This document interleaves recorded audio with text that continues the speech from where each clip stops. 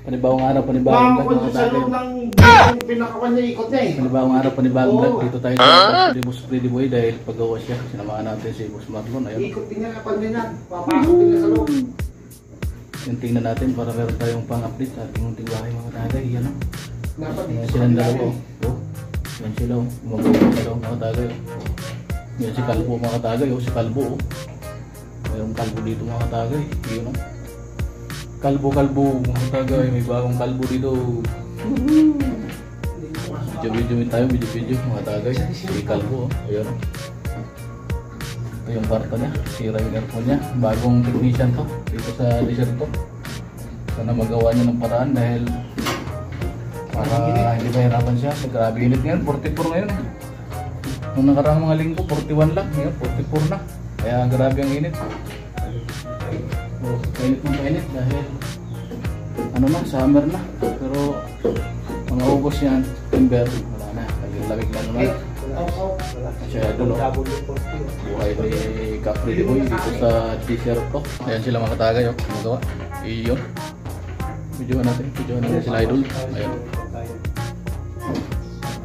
Sana magawa ng paraan ni Boss Mark. Maganda nga yung ikot eh. Ayan sila. Yung bagong technician yan si Boss Marlon. Maganda nga yung ikot eh. Hindi katulad dati.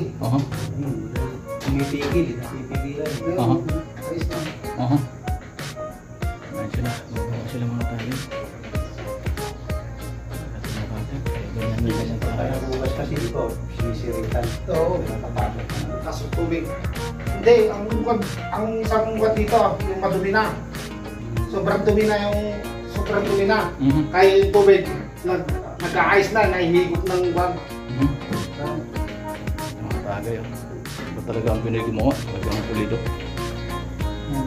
Yan mga tagay o. Huwag kayo masilaw yan. Talagang ganun talaga. Kalpal ko rin ito may tayo. Mga tagay.